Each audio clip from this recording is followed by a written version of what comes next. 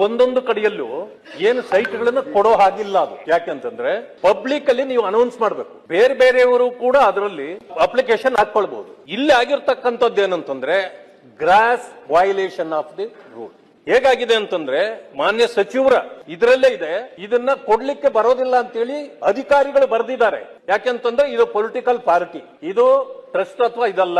Political ಪಾರ್ಟಿಗೆ ನೀವು ಒಂದು ಸೈಟ್ ಕೊಡಬಹುದು, ಇಡೀ ರಾಜ್ಯದಲ್ಲಿ 100 ಕಡೆಯಲ್ಲಿ ಕೊಡ್ಲಿಕ್ಕೆ ಬರೋದಿಲ್ಲ. ಅದಕ್ಕೆ ಈಗಾಗಲೇ ನಾವು ಪ್ರಶ್ನೆನೂ ಮಾಡಿದ್ದೇವೆ. ಈಗ ಕೊಟ್ಟಿರ್ತಕ್ಕಂಥದ್ದು 1 ಕೋಟಿ ರೂಪಾಯಿ ಬಾಳ್ತಕ್ಕಂಥ ಒಂದು ಆಸ್ತಿ ಇದ್ರೆ ಅದು ಬರೀ ಕೇವಲ 5%, 5 ಲಕ್ಷಕ್ಕೆ ಕೊಡೋದು. ಹೇಗೆ ಇದು? ದೇವನಹಳ್ಳಿದು ಒಂದು ವಿಷಯ ಹೇಳಲಿಕ್ಕೆ ಬಯಸ್ತೇನೆ. ಈಗ ಚರ್ಚೆ ಮಾಡೋಣ ಸರ್. ಮಾನ್ಯ ಸಭಾಪತಿಗಳೇ, ಇದು ಹಗಲು ದೊರವಳಿ, ಇದು ಒಂದು ಅಲ್ಲ, ಮಾನ್ಯ ಸಚಿವರು ಹೇಳ್ತಾರೆ ಇದು ಕ್ಯಾಬಿನೆಟ್ ಡಿಸಿಷನ್. ಕ್ಯಾಬಿನೆಟ್ ಅಲ್ಲಿ ತೀರ್ಮಾನ ಮಾಡಿದ್ರೆ ಇಲ್ಲೀಗಲ್ ಲೀಗಲ್ ಆಗುತ್ತೆ. ಈಗ ಕ್ಯಾಬಿನೆಟ್ ಅಲ್ಲಿ ತೀರ್ಮಾನ ಮಾಡಿದ ತಕ್ಷಣ ಇಲ್ಲೀಗಲ್ ಇರ್ತಕ್ಕಂಥದ್ದು ಲೀಗಲ್ ಆಗುತ್ತಾ? ಈಗ 7,92,03,000 ಬಾಳ್ತಕ್ಕಂಥ ಒಂದು ಅಲ್ಲ, ಅದಕ್ಕೆ ಹೇಳ್ತಾರೆ ನೋಡಿ. ನಾನು ಎಲ್ಲದರಲ್ಲೂ ಒಂದು ವಿಷಯ ಹೇಳ್ತೀನಿ. ನಾನು 75 ನಿಮಿಷ ಕ್ಲೋಸ್ ಮಾಡ್ತೀವಿ, ಉಳಿದವ್ರದ್ದು ಲ್ಯಾಪ್ ಸಾಕು. ಈಗ ಹೇಳ್ಬಿಡ್ತೀನಿ ನಾನು ಮಾತು. ಇಲ್ಲ ಇಲ್ಲ ಏನೇನು ಎಲ್ಲರೂ ನೀವು ಮಾತಾಡಿದ್ರೆ ಕ್ವಶನ್ ಬರ್ತಿದ್ದು ಬೇರೆ ಕಳಿಸಿ. ಆಶ್ಚರ್ಯ ಆಗುತ್ತೆ ಮಾನ್ಯ ಸಭಾಪತಿಗಳೇ. ಇದು ಹಗಲ್ ದರೋಡೆನಾ ಅಥವಾ ರಾತ್ರಿ ದರೋಡೆನಾ ಅಥವಾ ಕ್ಯಾಬಿನೆಟ್ ದರೋಡೆನಾ ಅಂತ ಅರ್ಥ ಆಗಲ್ಲ.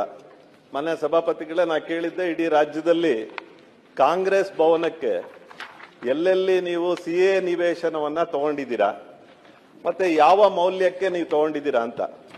ನಾನು ಅನ್ಕೊಂಡೆ ಅಲ್ಲಿ ಇಲ್ಲಿ ಪೇಪರ್ ಅಲ್ಲಿ ಓದಿದಾಗ ನಮ್ಮ ವಿರೋಧ ಪಕ್ಷದ ನಾಯಕರು ಒಂದ್ ಕಡೆ ಉಲ್ಲೇಖನೂ ಕೂಡ ಮಾಡಿದ್ರು. ಅದನ್ನೆಲ್ಲ ನೋಡಿದಾಗ ಒಂದು 10 ಕಡೆ ತಗೊಂಡಿರ್ಬೋದು ಅಂತ.